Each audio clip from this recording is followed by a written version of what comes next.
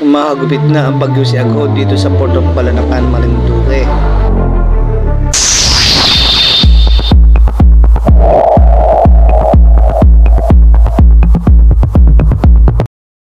Magandang hapon mga idol, mga ka-amazing. Sa ngayon ay andito tayo sa Port of Balanacan ng Marinduque. So dito kasi ay mababang lugar at tago. Dito nagtatago ang lahat ng barko ng Star Horse Shipping Lines. Dito lahat sila nakapila upang hindi sila makaranas ng malalakas na bagyo na si Aghon. Halos lahat ng mga Star Horse Shipping Lines ay halos magkakadikit na. At yung iba dyan ay paparating pa. Nagsama-sama na ngayon dito ang lahat ng barko ng MV Bridget de Peña Francia. So ito may dumating na at may paparating pa na barko ng Star Horse Shipping Lines. So kailangan talaga magtago para hindi magkaroon ng damage ang mga barko na ating sinasakyan. Kaya iba yung ingat talaga, no, para hindi magkaroon ng damage itong barko ito dahil malakas ang bagyong si Aghon. Kaya ito gumabi na mga ka-amazing. Medyo ramdam na talaga ang bagyo na si Aghon. Ang lakas ng hangin sa abusang ulan. Talagang hahagupitin na tayo dito ng bagyo si Aghon. At least maski pa paano mga ka-amazing ay safety na ang barko sinasakyan ng mga pasahero. Kaya hindi na tayo pwedeng mangamba dahil nakasafety na ang mga barko sinasakyan.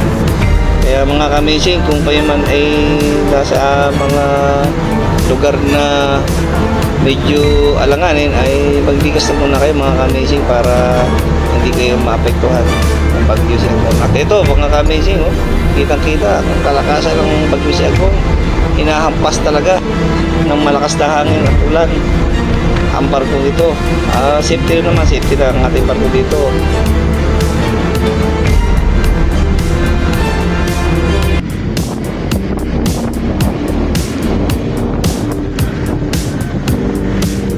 At ito hanggang umaga mga ka-amazing ay binubugbog pa rin tayo ni Aghon.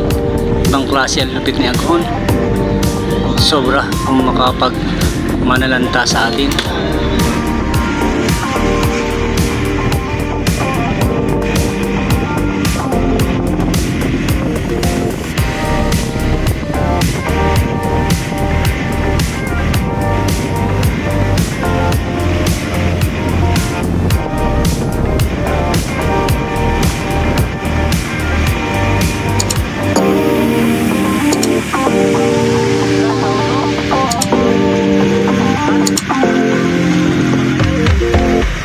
Siyempre kahit paano mga ka-amazing ay safety naman ang lahat, na sure natin na walang madidisgrasyang kasamahan.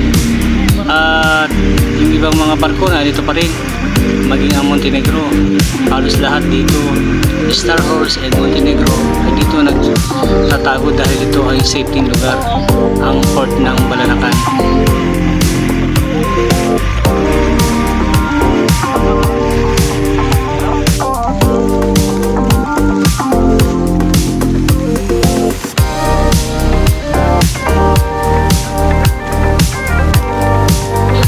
At ito mga ka-amazing, inuli natin ang lugar na ito. Tinignan lahat ng barko na nakaangkorahe dito. So lahat naman halos okay sila. Pinasyalan din natin itong Montenegro. Pinaypanin din namin para miski pa paano ay malaking bagay din kung halimbawa may makita tayong damage, may turo natin sa kanila. At awa ng Diyos, wala naman nangyari. Ang masakit lang nito mga ka-amazing, maraming nadamay dahil dito kay Aghon.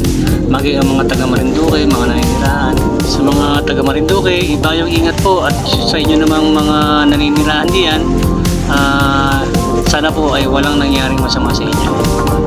And good luck po sa inyo. Sana po ay malampasan natin ito. Marami po sa atin na apektuhan dulot na Aghon.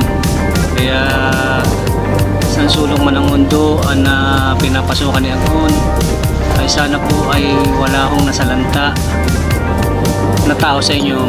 Maaaring yung gamit po natin ay masalanta ay yun po may babalik din. Huwag lang hong mawala ang buhay ng tao. Mga ka-amazing, doubling ingat pa rin po dahil patuloy pa rin po nananalanta si Agon. Kaya sana po ay malampasan natin din ito. At mayroong mga dumating na biyaya sa atin pagkatapos nito para hindi naman po tayong mahirapan sa ating mga gawain na mga sinalanta ng bagyong si Agon. At yun po, maraming salamat po mga ka-amazing, and ingat po lagi kayo. At yun lang po pwede kong ibahagi sa inyo. Maraming salamat po.